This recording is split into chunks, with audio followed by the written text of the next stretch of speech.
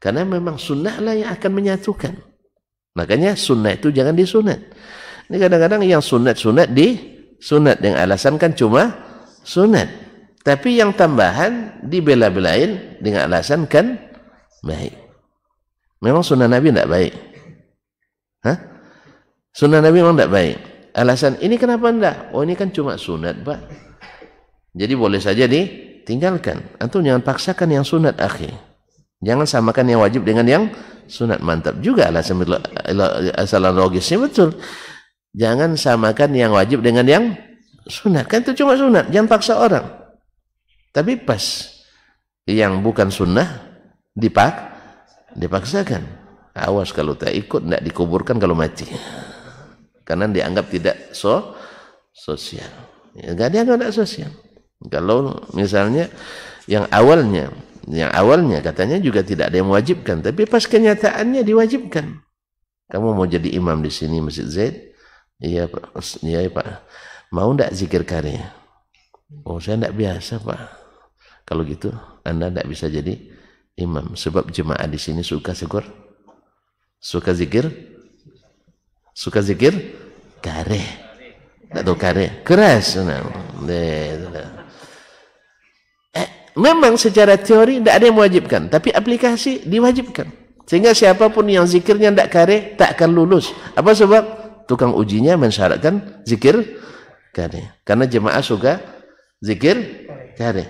Sekalipun antum habis 30 juz tapi tidak zikir kareh, tidak diterima. Ini habis juz 30 karena zikir kareh, diterima. Akhirnya sunnah Nabi yang jadi imam yang paling qari ditinggalkan gara-gara kareh. Walaupun karena ada protes, tidak ada yang mewajibkan, tidak ada yang mewajibkan. Secara teori betul, karena zikir sendiri kan tidak wajib lah. Cuman secara aplikasi diwajibkan. Kalau tidak jangan, nggak akan jadi brand. Kalau tidak jadi ahli sunnah wal jamaah mesti zikir keras. Kalau tidak Wahabi. Itu masalahnya. Berarti sudah jadi brand bahwa ahli sunnah mesti zikir bersama, mesti kunut. Padahal masalah sunat semua sebenarnya. Apa sebab?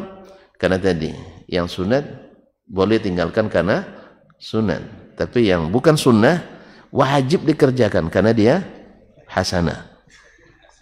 Karena dia hasanah. Nasallallahu alaihi wasallam. Harusnya sikap itu sama aja. Kan cuma bid'ah hasanah kan boleh saja bisa enggak? Kan cuma bid'ah hasanah boleh saja ditinggalkan, kan tidak wajib. Enggak. Ini menyatukan umat, menjalin silaturahim, mengokohkan barisan masyarakat. Kalau sunnah, oh ini memecah belah. Karena Nabi memang dulu dituduh memecah belah dari awal. Kalau bilang sunnah memecah belah, kalau bid'ah menyatukan. Apa boleh buat? Saya angkat tangan saya kalau udah gitu. Angkat tangan saya. Karena Nabi SAW bilang kalau kalian nanti berselisih paham, baliknya ke sunnah supaya tidak berselisih paham. Nah, sekarang berubah. Kalau kalian berselisih paham, diamkan sajalah. Mana diam dia? Yang justru yang tak pernah diam itu yang mengatakan itu. Saling memahami, tidak pernah paham. Itu dia katakan, saya dengar seorang ulama besarnya mengatakan kita tidak boleh saling menyalahkan. Ya, 13 detik setelah itu ditanya oleh yang bertanya, bagaimana dengan Wahabi? Oh, Wahabi tidak bisa. Tapi tidak boleh saling menyalahkan. Seluruh pendapat boleh, wajib dihormati kecuali Wahabi. Itu namanya. Subhanallah kaum muslimin dan muslimat. Jadi keluar-keluarnya luar biasa. Secara teori kita menganut pluralitas beragama. Artinya siapa saja boleh berpendapat.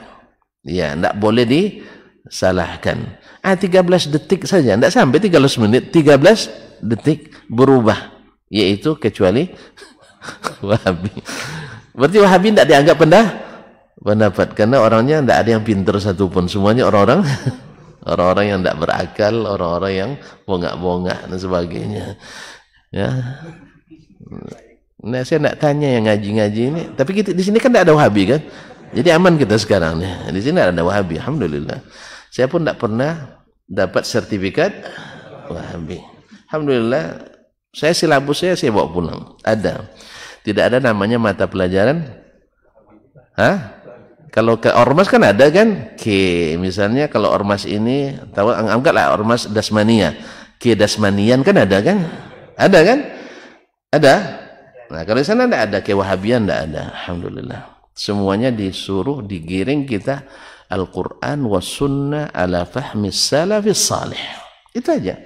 Tergantung kita sampai di mana kita bisa mengikutinya. Kan tidak mungkin seragam semuanya, betul kan? Sebagaimana as-salaf juga tidak seragam dulu dalam amalia far'iyah, amalia furu', tidak kan seragam. Malik sama Syafi'i seragam?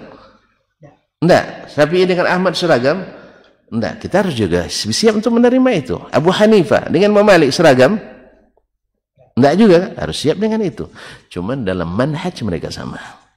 Bila jelas dan tegas, sharih dan paham dia, bisa dia terima hujahnya, dia ikuti.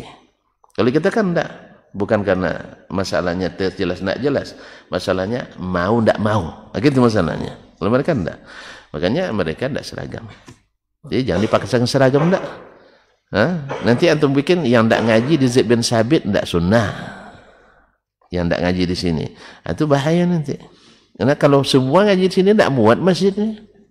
Kemudian tidak semuanya berselera ngaji risalah, ada yang nak ngaji. Misalnya, saya nak ngaji Sahih Bukhari, di situ ada risalah, tidak mungkin. Risalah itu berat, itu orang fikih itu. Ya, makanya dan sebagainya. La ilaha illallah Muhammadur Rasulullah.